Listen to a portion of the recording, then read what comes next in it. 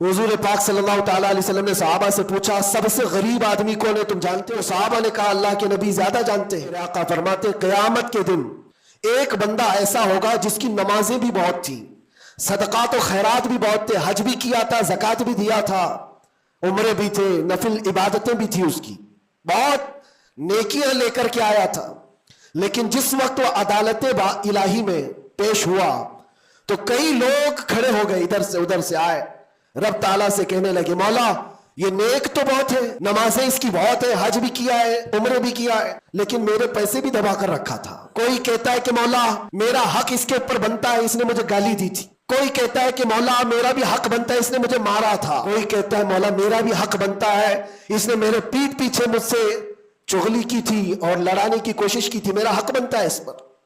تو یہ سارے حق طلب کرنے والے بندے کھڑے ہو جائیں گے۔ اللہ تعالیٰ فرماتا ہے تم لوگوں کو اس سے کیا چاہیے؟ سارے بندے کہتے ہیں مولا ہم تو گنہگار ہیں، نیکیوں کی کمی ہے، اس کے پاس نیکیاں زیادہ ہے، اس کی نیکیاں ہمیں دلا دے۔ اب عدالت الہی کا یہ فیصلہ سنو، اللہ فرشتوں کو حکم دیتا ہے اس کے پاس جتنی نیکیاں ہیں وہ ان سب میں تقسیم کرو۔ جب فرشتے اس کی نیکیاں نکال نکال کر تقسیم کر رہے تھے، نیکیاں اس کی پوری ختم ہو گئی، حقداروں کا بھی حق پورا ہوا نہیں۔ وہ کہنے لگے مولا ہمارا بھی حق ہے اس کے اوپر۔ اللہ تعالیٰ فرماتا ہے اب اس کے پاس تو نیکیاں پوری ختم ہو گئی، تم چاہتے کیا ہو؟ وہ گنہگار تھے، وہ کہتے مولا ہم یہ چاہتے ہیں کہ ہمارے گناہ اٹھا کر کے اس پر ڈال دیں، ہمارا بوجھ تو کم ہو جائے۔ حکم ہوگا رب تعالیٰ کا کہ اس کے اوپر ان کا حق بنتا ہے، لہٰذا ان کے گناہ اٹھا اٹھا کر کے اس کے اوپر ڈالو۔ حدیث پاک میں میرے آقا فرماتے لے کے تو چلا تھا بہت ساری نیکیاں، لیکن وہاں سب بٹ گئی، الٹا دوسروں کے گناہ اپنے سر پر لے لیا اور سیدھے اس کو فرشتے جہنم میں لے کر جاتے ہیں۔ یہ قیامت کے دن کا